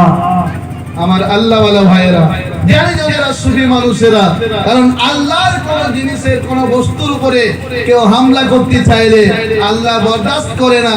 আল্লাহ ধরে কিন্তু দেরি করে ধরে, আর যখন তাকে ধরে তখন শেষ না করলে ছাড়ে না। 4 নম্বর হলো রাসূলুল্লাহর সাহাবা। আমার আল্লাহ ওয়ালা ভাইরা, জ্ঞানী জনেরা, সুফি মানুষেরা, পর্দা নসিবা সোনামণি মায়েরা এবং বোনেরা, সাহাবারা কেমন ছিলেন? আল্লাহ বাছাই করে তাদেরকে সাহাবী বানিয়েছিলেন। কি রকম ছিলেন তারা? বিশ্বনবী সাল্লাল্লাহু আলাইহি ওয়াসাল্লামের মসজিদে নববীতে একজন মেহমান এসেছেন। ঈশার নামাজের পরে রাসূলুল্লাহ বললেন, বাড়িতে খবর নিলেন। হযরতে আয়েশা সিদ্দিকা রাদিয়াল্লাহু তাআলা আনহাকে বলেন, হযরতে আয়েশা হুমায়রা, তুমি বলো বাড়িতে খাবার আছে নাকি? বললেন কেন? বললেন একটা মেহমান আছে। বললেন বাড়িতে কোনো খাবার নেই, বাড়িতে কোনো খাবার নেই। সাহাবীরা কেমন ছিলেন? কোনো খাবার নেই। রাসূল আকরাম সাল্লাল্লাহু আলাইহি ওয়াসাল্লাম ফিরে এসে বললেন, আমার সাহাবীরা, আমার একটা মেহমান আছে, তোমরা কে খানা খাওয়াবে বলো। হযরতে আনসারী সাহাবী, তার নাম হলো হযরতে আবু তালহা রাদিয়াল্লাহু তাআলা আনহু। তিনি বললেন, ইয়া রাসূলুল্লাহ সাল্লাল্লাহু আলাইহি ওয়াসাল্লাম, আমি আপনার মেহমানকে খানা খাওয়াবো, আপনি আপনার মেহমানকে মেহমানদারি করব, আমি আপনার মেহমানকে মেহমান নওয়াজি করব, আপনি আমার সঙ্গে আপনার মেহমানকে পাঠিয়ে দিলেন। বিশ্বনবী সাল্লাল্লাহু আলাইহি ওয়াসাল্লামের মেহমান চলে গেলেন হযরত আবু তালহা আনসারী সাহাবী রাদিয়াল্লাহু তাআলা আনহুর সঙ্গে ওনার বাড়ি যাওয়ার পরে জিজ্ঞাসা করলেন, ওগো বিবি জান, খানা আছে নাকি? বললেন, বাড়িতে খানা নেই, আপনারও খানা নেই, আমারও খানা নেই, তবে দুটো মাসুম বাচ্চা, তার দুইটা বাচ্চার খানা আছে। বললেন, তাদেরকে খানা খাওয়ানোর দরকার নেই, তাদেরকে ঘুম পাড়িয়ে দাও, তাদেরকে ঘুম করিয়ে দাও, এবং ওই দুটো বাচ্চার খানা মেহমানকে দিয়ে দাও। যখন তুমি মেহমানকে প্লেটে করে খানা দেবে, সেই তখন বাতিটাকে নিভিয়ে দেবে আর আমাকে একটা খালি প্লেট দিয়ে দেবে। সাহাবীদের কুরবানি, রাসূলের সাহাবী এমনি হয়েছিলেন, বহুত কুরবানির দরকার ছিল, তবে হয়েছিল সাহাবী। জনাবে মুহাম্মদ রাসূলুল্লাহ সাল্লাল্লাহু আলাইহি ওয়াসাল্লামের সাহাবী, তিনি এই কথা বলার সাথে সাথে হযরত আবু তালহা রাদিয়াল্লাহু তাআলা আনহু আনসারী সাহাবীর বিবি কি করলেন, মেহমানকে খানা দিয়ে দিলেন এবং বাতিটা নিভিয়ে দিলেন, আর তারপরে একটা খালি প্লেট হযরত আবু তালহা রাদিয়াল্লাহু তাআলা আনহুর সামনে দিয়ে দিলেন। হযরত আবু তালহা রাদিয়াল্লাহু তাআলা আনহু সেই খালি প্লেটটাকে সামনে নিয়ে খানা খাওয়ার মতো ভান করছেন, খানা খাওয়ার মতো স্টাইল করছেন, খানা খাওয়ার মতো নিয়ম ও নীতি চালু করেছেন। মেহমান মনে করছেন আবু তালহাও খানা খাচ্ছেন, মেহমান খানা পেট ভরে খেয়েছেন, আবু তালহা রাদিয়াল্লাহু তাআলা আনহু আর ওনার বিবি খানা না খেয়ে রাত্রি যাপন করেছেন। বাচ্চাদের খানা মেহমানকে দিয়েছেন, দুইজনা খানা না খেয়ে ঘুমিয়ে গেছেন। ফজরের নামাজের সময়েতে বিশ্বনবী সাল্লাল্লাহু আলাইহি ওয়াসাল্লাম মেসেজ দিলেন, হযরত আবু তালহা রাদিয়াল্লাহু তাআলা আনহু, তোমার মেহমানদারি আল্লাহর আরশে খুশি হয়ে গেছে, তোমার মেহমান নওয়াজি আল্লাহর দরবারে খুশি হয়ে গেছে, তোমার মেহমানদারি আল্লাহর আরশে খুশি হয়ে গেছে। আল্লাহ পাক রব্বুল আলামিন এই জন্য আয়াত নাযিল করেছেন, ওয়া ইউসিরুনা আলা আনফুসিহিম ওয়ালাউ কানা বিহিম খাসাসা। সাহাবীরা নিজেদের ব্যাপারে ভাবতেন না, অন্যের জন্য প্রাধান্য দিতেন। আল্লাহ পাক রব্বুল আলামিন খুশি হয়ে আয়াত নাযিল করেছেন, বলুন সুবহানাল্লাহ।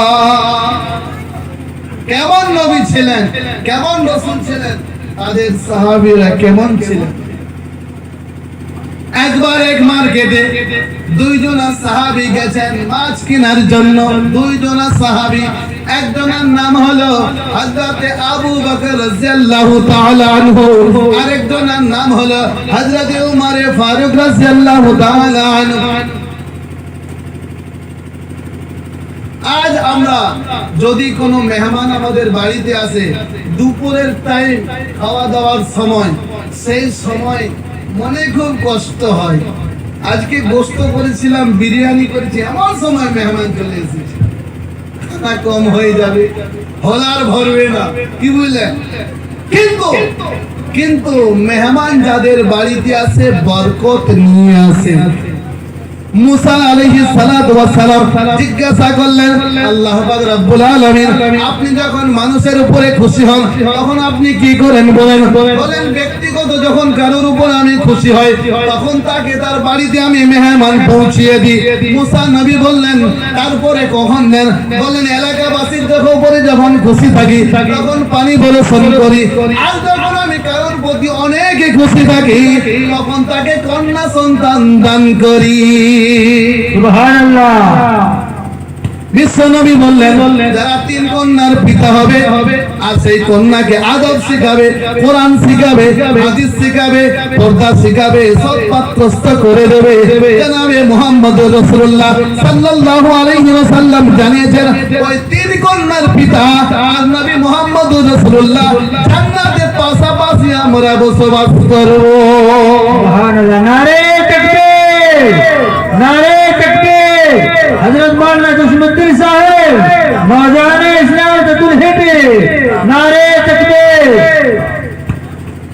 একবার পানি বর্ষণ হচ্ছিল না, সেই সময়েতে হযরতে মুসা আলাইহিস সালাতু ওয়াস সালাম বনি ইসরাইলদেরকে নিয়ে মাঠে চলে গেলেন। দোয়া করেন, দোয়া কবুল হয় না, আবার দোয়া করেন, দোয়া কবুল হয় না, আবারও দোয়া করেন, দোয়া কবুল হয় না। হযরতে মুসা আলাইহিস সালাতু ওয়াস সালাম মিজাজওয়ালা নবী ছিলেন, খুবই মিজাজওয়ালা নবী ছিলেন। বললেন আল্লাহ পাক রব্বুল আলামিন পানি বর্ষণ কেন হয় না বলো? বললে তুমি যে লক্ষ লক্ষ মানুষকে নিয়ে এসেছো, এতগুলো মানুষ পানির জন্য পেরেশান, পশু পাখি পেরেশান, সবাই পেরেশান, তো পানি বর্ষণ হয় না কেন জানো? তোমার জামাতের ভিতরে তুমি যাদেরকে নিয়ে এসেছো তাদের মধ্যে এমন একজন আছে যে এর কথা ওর কাছে লাগিয়ে দেয়, এই রকম গুনাহগার একজন মানুষ আছে। মুসা নবী বলেন একবার দেখিয়ে দাও আল্লাহ, তারপরে কারিশমা দেখো। আল্লাহ বলেন আমি তো বন্ধ করি আর আমি দেখিয়ে দেবো? বলে একটা কথা তোমাকে শিখিয়ে দিচ্ছি। বলেন কি? বললেন তুমি বলো। কি বলো? সবাই মিলে সবাইকে দিয়ে তওবা করাও। যদি সবাই তওবা করে আর তার সঙ্গে তার তওবাটাও আমি কবুল করে নেব, তারপরে তোমার কাজ হাসিল হয়ে যাবে। মুসা নবী বললেন এখানে কে আছো বেরিয়ে যাও আর নাহলে তওবা করো। তো চাদরকে টেনে দিয়ে সেই ব্যক্তি তওবা করে, আল্লাহ আমি কেমন যে আমার গুনাহের কারণে লক্ষ লক্ষ বনি ইসরাইল পেরেশান। যখন তওবা করলেন, তওবা করার পরে পানি বর্ষণ হয়েছে, পানি বর্ষণ হয়ে গেছে। মুসা আলাইহিস সালাতু ওয়াস সালাম জানিয়ে দিলেন পানি বর্ষণ হয়েছে। ওই ব্যক্তি যদি তওবা না করত আল্লাহ পানি বর্ষণ করত না। আল্লাহ পাক রব্বুল আলামিন জানিয়ে দিলেন ইল্লা মান তাবা ওয়া আমানা ওয়া আমিলা আমালান সালিহান ফাউলাইকা ইউবাদদিলুল্লাহু সাইয়্যাতিহিম হাসানাত ওয়া কানা আল্লাহু গফুরুর রহিমা। আমরা মনে করি আরে আমার দিন তো ভালো চলছে, সুদের টাকা হোক তাও ভালো চলছে, ঘুষের টাকা হোক তাও চলছে। যদি কোনো মানুষ সুদের 1 টাকা গ্রহণ করে মানে খায়, 1 টাকা খায়, তো নিজের মায়ের সঙ্গে 36 বার জিনা করার সমতুল্য গুনাহ তার আমল নামায় চেপে যাবে। বলুন নাউজুবিল্লাহ। আর আপনি বলছেন ইন্টারেস্ট, সুদ নয় ইন্টারেস্ট। একজন মানুষের গুনাহের কারণে পুরো এলাকা বেশি পেরেশান থাকে আর আপনি ভাবেন আপনার ঠিকই চলছে। বিশ্বনবী বললেন যারা গুনাহগার হবে, যারা গুনাহ করবে, তারা যদি তওবা করে আতাইবু মিনাজ যামবি কামাল্লা যামবা লাহু।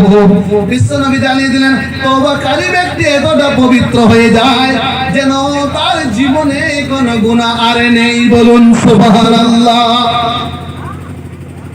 আল্লাহ জানিয়ে দেন ইল্লা তওবা করে, অন্যায় যারা করেছে তারা যেন তওবা করে, অবিচারে যারা করেছে তারা যেন তওবা করে, বিবিকে অন্যায়ভাবে মারামারি করেছে তারা যেন তওবা করে, শ্বশুর শাশুড়িকে অন্যায়ভাবে গালাগালি দিয়েছে তারা যেন তওবা করে, মা বাবার সঙ্গে বেয়াদবি করেছে তারা যেন তওবা করে, লটারিতে হাত দিয়েছে তারা যেন তওবা করে, ছেলের বিয়েতে ৫ টাকা নিয়েছে সেটা ফেরত না দেওয়া পর্যন্ত তওবা হবে না। বেটার বিয়েতে যারা পরের টাকা নিয়েছে ওই টাকা আপনাকে ফেরত দিতে হবে, তবে সেটা তওবা হবে। অন্যায়, অত্যাচার, অবিচার, ভাইয়ের জমি যারা দখল করেছে তারা যেন ফেরত করে দেয়, নইলে তওবা করলেও মাফ হবে না। কাবা শরীফের গেলাপ করে যদি কান্নাকাটি করে তবুও কবুল হবে না। ভাইয়ের হক মেরেছে, 20 কাঠা জমি 21 কাঠা হলো কেমন করে? জিবরাইল বাড়িয়ে দিয়েছে? হ্যাঁ, 20 কাঠা জমি 21 কাঠা হলো কেমন করে? জমির আল চেচে চেচে মাল সাফাই করে। আল্লাহ জানিয়ে দিলেন ইল্লা মান তাবা। আর যারা বিবিকে মারে বুঝলেন, তারা অবশ্যই বাইরে প্রেম করে। খবর নেবেন, ভিতরে খবর নেবেন। যে সকল যুবক মানুষরা, যুবকরা যারা বিবিকে মারে, বিবির চেহারা দেখতে পারে না, বিবিকে যে কোনো সময় ঝামেলা করে, বুঝবেন মাল বাইরে প্রেম করে।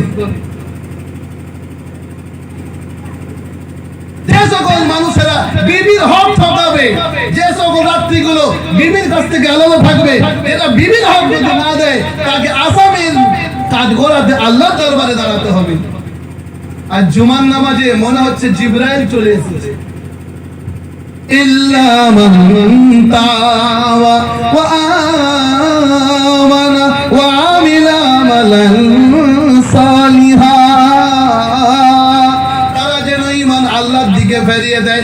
দিবসের মালিক আল্লাহ, রাতের মালিক আল্লাহ, হায়াতের মালিক আল্লাহ, মৌতের মালিক আল্লাহ, জমিনের মালিক আল্লাহ, রুজির মালিক আল্লাহ, জ্যোতির মালিক আল্লাহ, যুবকের মালিক আল্লাহ, সন্তানের মালিক আল্লাহ, দুনিয়ার মালিক আল্লাহ, পরকালের মালিক আল্লাহ, তকদিরের মালিক আল্লাহ।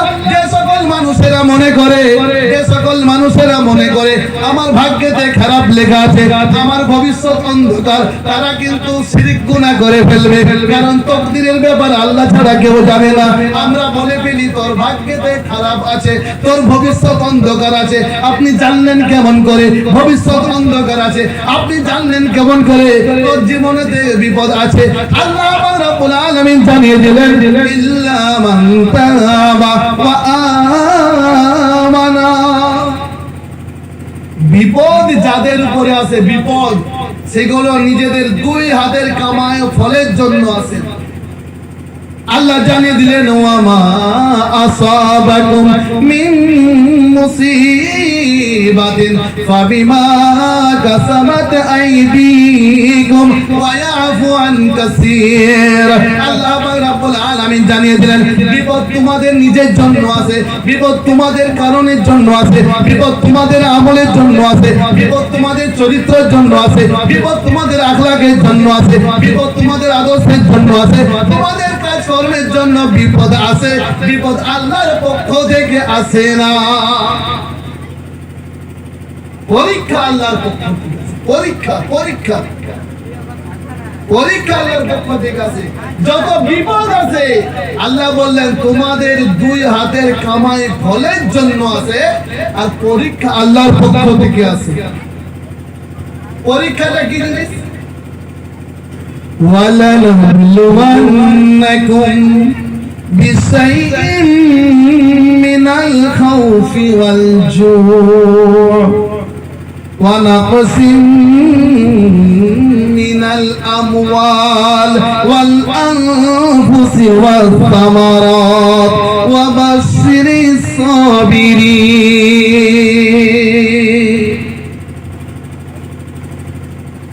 ভয় আমি তোমাদেরকে দান করি, ডর আমি তোমাদেরকে দান করি, খৌফ আমি তোমাদেরকে দান করি, তোমাদেরকে পরীক্ষা করি তোমরা আমার দিকে মোতাবাজ্জা হচ্ছ কিনা, তোমরা আমার দিকে অনুসারী হচ্ছ কিনা, তোমরা আমার কথা মতো চলছো কিনা, তোমরা আমার ফরমান মানছো কিনা, তোমরা কোরআনের আদেশ মানবে কিনা।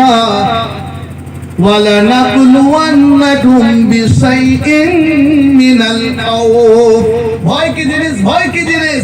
আল্লাহ বললেন يُسَبِّحُ الْعَبْدُ بِحَمْدِهِ وَالْمَلَائِكَةُ مِنْ خِيفَتِهِ। আপনারা বলুন যখন বিদ্যুৎ চমকায়, বিজলি চমকায়, তখন ভয় আসে কি আসে না? বলুন, আসে কি আসে না? আল্লাহ বলেন ওই আওয়াজ শুনে ফেরেশতারা পর্যন্ত কেঁপে ওঠে আর তারা আল্লাহর প্রশংসা করে। ইউসাব্বিহু রা'দু বিহামদিহি ওয়াল মালাইকাতু মিন খিফাতিহি। ফেরেশতারা পর্যন্ত কেঁপে ওঠে। এই রকম ভয় আমি তোমাদেরকে দিয়ে থাকি। আর দুনিয়ার ভয় বললে এনআরসি হবে, কি হবে? এনআরসি হবে, সিএএ হবে, এটা হবে, সেটা হবে। এরপরে হুজুর সাহেবরা সিএস পড়ছে, আরএস পড়ছে, 1919 দলিল খুঁজে বেড়াচ্ছে। ভয়, একটা ভয়। আল্লাহ বলেন এটা তোমাদেরকে পরীক্ষা করি। তোমাদেরকে খিদা দিয়ে, ক্ষুধা দিয়ে পরীক্ষা করি। পকেটে থাকবে টাকা, তবুও পেট থাকবে ফাঁকা। কেন বলুন? পকেটে টাকা আছে কিন্তু খেতে পাবেন না। আর রমজান মাসে টাকা থাকলেও খেতে পাবেন না।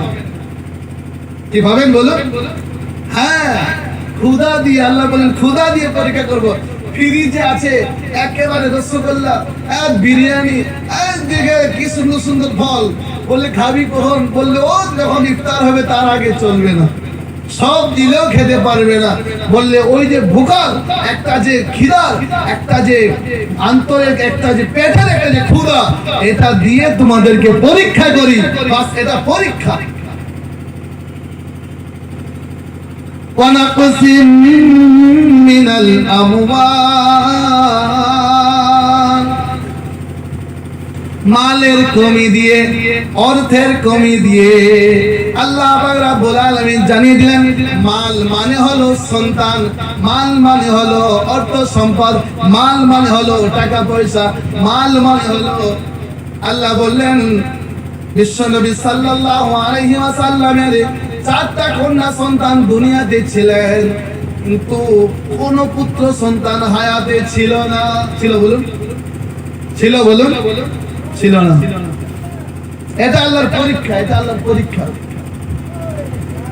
আপনার ইনকাম হবে প্রত্যেক মাসে 50,000 টাকা ইনকাম, কোন মাসে হয়ে যাবে 5,000, কোন মাসে 30,000, কোন মাসে 50 হবে। এক লেভেল থাকবে না, আল্লাহ পরীক্ষা করবে।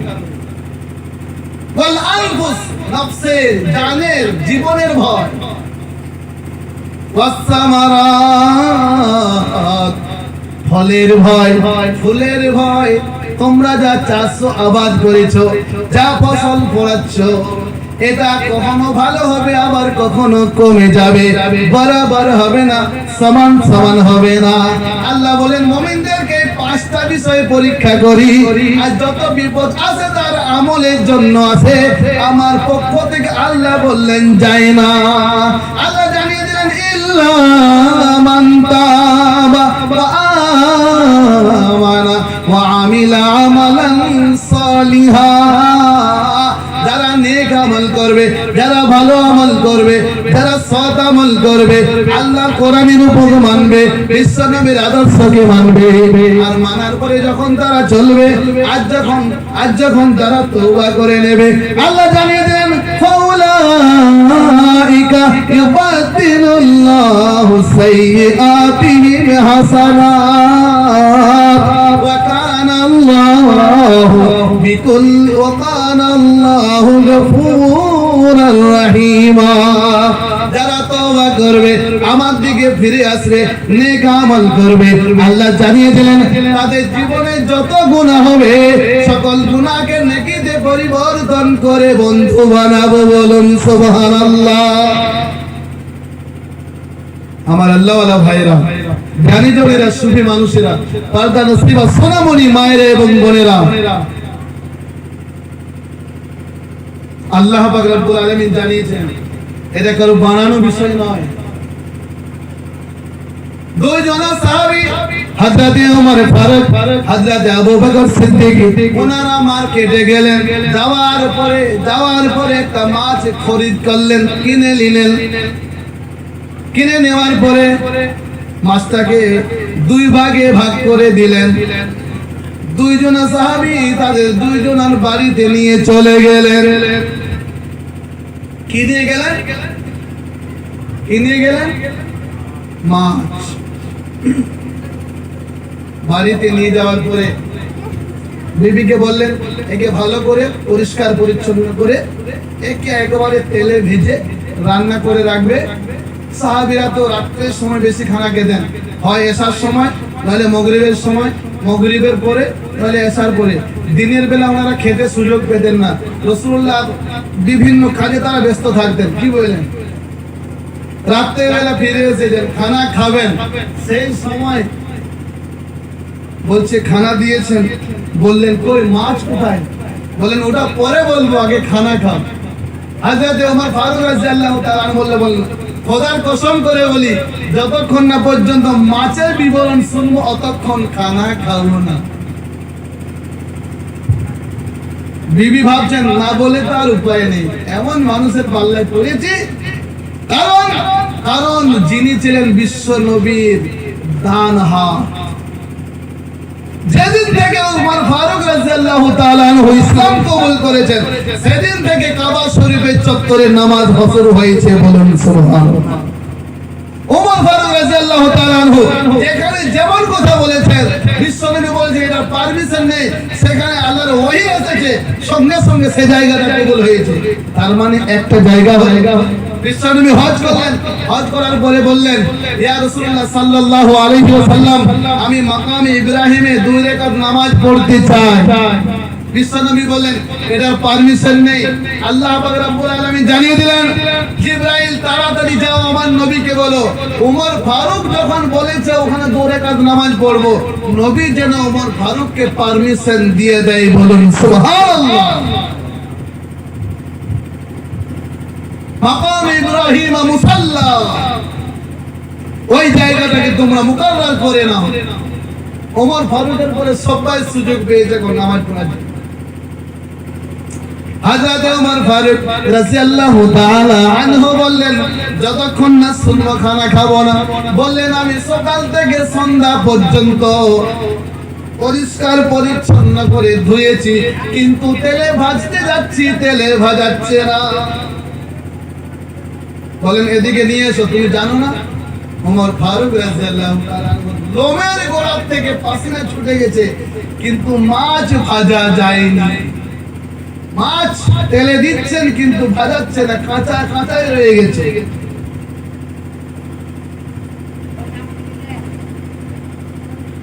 হযরতে ওমর ফারুক রাদিয়াল্লাহু তাআলা আনহু সেই মাছটাকে নিয়ে চললেন। বললেন, আমার যদি এরকম অবস্থা হয় তাহলে আবু বকরের সঙ্গে সাক্ষাৎ করে দেখি তার কি অবস্থা। ও সেম কেস, ওখানেও তাই অবস্থা। বলেন মাছ, বলেন পারলাম না, দেখি আমাকে তার চেষ্টা করি। আবু বকর সিদ্দিক রাদিয়াল্লাহু তাআলা তিনিও ধকে গেলেন, মাছ ভেজে ভেজে পেরেশান, পাসিনা ছুটে গেছে। দিনের বেলা নবীর সঙ্গে কাজ করছেন, রাতের বেলা মাছ ভেজে রাত 12টা বেজে গেছে। ইনি চিন্তা করছেন তাহলে ওমরের সঙ্গে দেখা করি, আর ওমর ফারুক চিন্তা করছেন আবু বকরের সঙ্গে দেখা করি। এমতো অবস্থায় আস্তে আস্তে দুইজনে আসছেন, দুজনে বাড়ির থেকে পাশাপাশি হবেন। ওমর ফারুক চিন্তা করলেন, এটা তো আবু বকরের পায়ের আওয়াজ। বলেন, আসসালামু আলাইকুম। আবু বকর সিদ্দিক, ওয়া আলাইকুম আসসালাম। ওমর ফারুক, কি ব্যাপার এত রাতে? বলে, তোমার কি ব্যাপার এত রাতে? বলে, ও মাছের ব্যাপার ঘুরে বেড়াচ্ছে। তো বললেন, তোমার যে অবস্থা আমার সেই অবস্থা। তোদের এক কাজ করো, এর হাল পাওয়া যাবে, এর মসলা পাওয়া যাবে কার কাছে? রাসূলুল্লাহর কাছে। তো রাসূল আকরাম সাল্লাল্লাহু আলাইহি ওয়াসাল্লামের কাছে যখন যাচ্ছেন তারা, আল্লাহ বলেন, জিবরাইল নবীকে জানিয়ে দাও যে তোমার 2 সাথী আসছেন, 2 সাথী, ওমর ফারুক, উসমান, আবু বকর সিদ্দিক, 2 সাথী আসছেন। নবী, আপনি দরজা খুলতে দেরি করবেন না, আপনি তাদের অপেক্ষায় থাকুন। যখন হযরত ওমর ফারুক রাদিয়াল্লাহু আনহু এবং আপনার হযরত আবু বকর সিদ্দিক রাদিয়াল্লাহু আনহু দুইজনা যখন নবীর দরবারে জাস্ট নজর মিলাবে, রাসূলুল্লাহ দরজায় হাজির। বললেন, সালাম দিয়ে বললেন, আবু বকর, ওমর, কি ব্যাপার এত রাত্রে তোমরা? বললেন মাছের যতক্ষণ না মাসলা হাল হবে অতক্ষণ দিলে শান্তি আসে না। বললে এই মাছগুলো, এই মাছটা তোমরা খেতে পারবে না, কারণ এই মাছটা সর্বক্ষণে দরুদ পড়তো, এই জন্য একে তোমরা দুনিয়ার আগুনে জ্বালাতে পারবে না। বলুন সুবহানাল্লাহ। যদি মাছের এই অবস্থা হয়, উম্মতে মুহাম্মাদি প্রত্যেক দিন 5 ওয়াক্তে আল্লাহকে সিজদা করে নবীর উপরে দরুদ পড়ে, সেই উম্মতি জাহান্নামে যাবে কেমন করে? দরুদ পড়বে তবে তো, আর মুতে পানি নেয় নাই তারা দরুদ পড়বে? আল্লাহ রাব্বুল আলামিন জানিয়ে দিলেন, ইন্নাল্লাহা ওয়া মালাইকাতাহু ইউসাল্লুনা আলান নবী ইয়া আইয়ুহাল্লাযীনা আমানু সাল্লু আলাইহি ওয়া সাল্লিমু তাসলিমা। আল্লাহ বললেন ঈমানদাররা দরুদ পড়ো, ফেরেশতারা দরুদ পড়ে, আমিও পড়ি।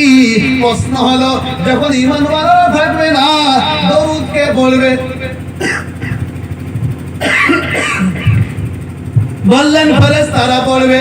যখন ফেরেশতারা থাকবে না তখন কে পড়বে?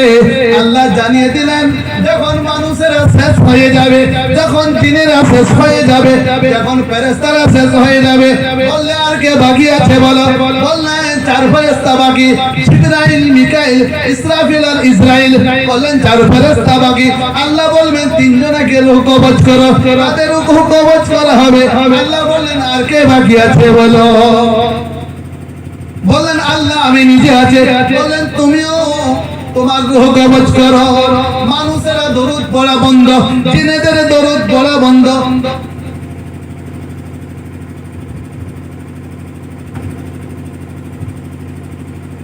মানুষের দরুদ পড়া বন্ধ, জিনেদের দরুদ পড়া বন্ধ, ফেরেশতাদের দরুদ পড়া বন্ধ। আল্লাহ জানিয়ে দিলেন, হাবিব আমার, বন্ধু আপনাকে হাবিব বানিয়েছি, বন্ধু আপনাকে রাসূল বানিয়েছি। মুসা কালিমুল্লাহ হলেন আমার বন্ধু, ঈসা রুহুল্লাহ আমার বন্ধু, ইব্রাহিম খলিলুল্লাহ আমার বন্ধু। খলিল মানেও বন্ধু আর হাবিব মানেও বন্ধু। খলিল মানেও বন্ধু আর হাবিব মানেও বন্ধু। খলিল মানে এমন বন্ধু যে আল্লাহকে রাজি করার জন্য কাজ করেন, আর হাবিব হলেন এমন বন্ধু যিনি আল্লাহ নবীকে রাজি করার জন্য কাজ করেন। বলুন সুবহানাল্লাহ।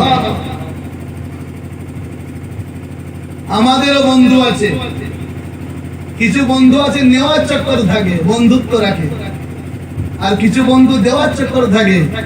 কি বললেন? যতক্ষণ দেবেন ততক্ষণ বন্ধুত্ব, আর যখন দেওয়া বন্ধ করে দিবেন তখন আর বন্ধু মানে চিনেই না আপনি। তো খলিল মানেও বন্ধু আর হাবিব মানেও বন্ধু।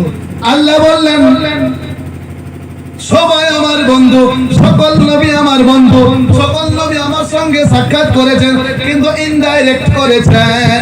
আপনি আমার সঙ্গে সাক্ষাৎ করেছেন, সরাসরি সাক্ষাৎ। আপনার উপরে আমি দরুদ পড়েছি, আপনার উপরে আমি সালাম পড়েছি। আত-তাহিয়াতু লিল্লাহি ওয়াস-সালাওয়াতু ওয়াত-তাইয়্যিবাত। আল্লাহ সবকিছু আপনার জন্য সঁপে দিলাম, মালি জানি সবকিছু দিয়ে দিলাম, সব বস্তু দিয়ে দিলাম। আল্লাহ বলেন আসসালামু আলাইকা আইয়ুহান নাবিয়্যু ওয়া রাহমাতুল্লাহি ওয়া বারাকাতুহু। বরকত এবং রহমত, দরুদ ও সালাম নবী আপনার জন্য। বন্ধু আপনাকে বানিয়েছি, হাবিব আপনাকে বানিয়েছি, আরশে আপনাকে এনেছি, লৌহ কলম আরশ কুরসি দেখিয়েছি, আপনাকে সালাম দিয়ে পাঠিয়ে দিচ্ছি। আল্লাহ নবী বললেন আমার উম্মতেরা কি মাহরুম থাকবে, আমার উম্মতেরা কি বঞ্চিত থাকবে, আমার উম্মতেরা কি দূরে থাকবে? বললেন না, আপনার উম্মতেরা যখন চাইবে তখন আমার সঙ্গে তাদের দিদার হবে। যখন চাইবে তখন দিদার হবে, সহজ ব্যাপার। যদি মাছের বডি আগুনে জ্বালাতে না পারি তো আমাদের বডি আগুনে জ্বালাবে কেমন করে? আল্লাহ বলেন হাবিব, যখন আপনার উপরে দরুদ পড়ার কেউ থাকবে না সেদিন আমি আপনার জন্য দরুদ পড়ব। আমার আল্লাহওয়ালা ভাইয়েরা, জ্ঞানী জনেরা, সুফি মানুষেরা, পর্দা নাসিবা সুনামণি মায়েরা এবং বোনেরা, আল্লাহ পাক রব্বুল আলামিন আমাদেরকে যে শেষ নবীর উম্মত করেছেন, এত একটা বড় ভাগ্যের বিষয়, এত বড় ভাগ্যের ব্যাপার। সকল নবীর উম্মতেরা অনেক আগে এসে চলে গেছেন। আমরা শেষ নবীর উম্মতেরা অনেক পরে এসেছি, কিন্তু যাব সবার আগে আমরা জান্নাতে। বলুন সুবহানাল্লাহ। সুবহানাল্লাহ। কিরকম? الذين آمنوا بآياتنا وكانوا مسلمين ادخلوا الجنة। যারা প্রকৃত মুমিন হবে, প্রকৃত মুসলিম হবে, যারা আল্লাহর আয়াতের উপরে ঈমান রাখবে, আল্লাহর কোরআনের উপরে যারা ঈমান রাখবে, আল্লাহ জানিয়ে দিলেন আল্লাযীনা আমানু বিআয়াতিনা ওয়া কানু মুসলিমিন উদখুলুল জান্নাতা আনতুম ওয়া আজওয়াজুকুম তুহবারুন। যারা ঈমানওয়ালা হবে, যারা মুসলমান হবে, যারা মুমিন হবে, আল্লাহ জানিয়ে দেন অবশ্যই তারা জান্নাতের মেহমান হবে। মেহমান হবে চাই তো ইনশাআল্লাহ, জান্নাতে যেতে চাই তো ইনশাআল্লাহ। কে কে চায় হাত তুলে বলি। আর যারা তুললে না তারা জান্নাতে যাবেন না। আল্লাহ সকলকে কবুল করুক, বলুন আমিন। আমিন। তাদের সঙ্গে যেতে চান জান্নাতে? আল্লাহ বললেন ওয়া মাইয়ুতিল্লাহ ওয়ার রাসূল ফাউলাইকা মা'আল্লাযীনা আন'আমা আল্লাহু আলাইহিম মিনান নাবিয়্যিনা ওয়াস-সিদ্দীকিনা ওয়াশ-শুহাদা'i ওয়াস-সালিহিন ওয়া হাসুনা উলাইকা রাফীকা। যারা আল্লাহর ফরমান মাননেওয়ালা হবে, তারা প্রতিদিন মিথ্যা কথা বলবে, তাই নাকি? হ্যাঁ, যারা আল্লাহর ফরমান মাননেওয়ালা হবে, তারা অবশ্যই ওয়াদার খেলাফ করবে। করবে তো? হ্যাঁ, করবে। যারা আল্লাহর মাননেওয়ালা হবে, তারা আমানতের খেয়ানত করবে। এরা কোনোদিন মুমিন হতে পারবে না। আর মুমিন যতক্ষণ না হবে ততক্ষণ জান্নাতে যেতেও পারবে না। আল্লাহ জানিয়ে দিলেন যে সকল মানুষেরা আল্লাহর ফরমানকে মেনে নেবে, আল্লাহর আদেশকে মানবে, আল্লাহর হুকুমকে মানবে, আল্লাহর নিয়মকে মানবে, আল্লাহর কোরআনকে মানবে, আল্লাহর আয়াতকে মানবে, জান্নাতি ইয়াতাসাআলুন আনিল মুজরিমিন মা সালাকাকুম ফি সাকার। জান্নাতি ডান দিকে হবে, জাহান্নামীরা বাঁ দিকে হবে। একে অপরের সঙ্গে কথাবার্তা হবে, একে অপরের সাক্ষাৎ হবে, একে অপরের দেখাশোনা হবে। আর তারা বলবে তুমি দুনিয়াতে অনেক নামী ছেলে, দুনিয়াতে অনেক দামি ছেলে, দুনিয়াতে তোমার সম্মান অনেক বেশি, সবাই দেখে তোমাকে সালাম করত, সবাই তোমাকে খোসামদি করত, সবাই তোমাকে সে ধার চাইতো, সবাই তোমাকে সে সালাম দিয়ে পেরিয়ে যেত। তুমি কারোর বাড়িতে গেলে সম্মানের চেয়ারে বসাতো, ভালো জায়গাতে বসাতো, ভালো খানা খাওয়াতো। আর আজকে তুমি জাহান্নামে কেমন করে এলে বলো? সেই ব্যক্তিরা বলবে আমি ভালো ভালো কাজ করেছি, আমি মাদ্রাসা বানিয়েছি, আমি মসজিদ বানিয়েছি, আমি ইমামকে পেমেন্ট দিয়েছি, আমি কবরস্থান বানিয়ে দিয়েছি, আমি রাস্তা বানিয়ে দিয়েছি, আমি বোরিং করে দিয়েছি, আমি সব করেছি, কিন্তু একটা কাজ করি নাই, সেটা হলো কি ক্বালু লাম নাকু মিনাল মুসাল্লিন। দুনিয়ার যত আমল করেছি, দুনিয়ার যত কাজ করেছি, আমি অনেকবার হজ করেছি, কয়েকবার উমরা করেছি, কিন্তু জীবনেতে নামাজ পড়তাম না। কি করতাম না? কি করতাম না? কে কে নামাজ পড়েননি হাত তুলে দেখান দেখি। আপনি পড়েননি, আর কে? আলহামদুলিল্লাহ, এখানে সবাই আল্লাহর ওলি, সব তাহাজ্জুদ পড়েন।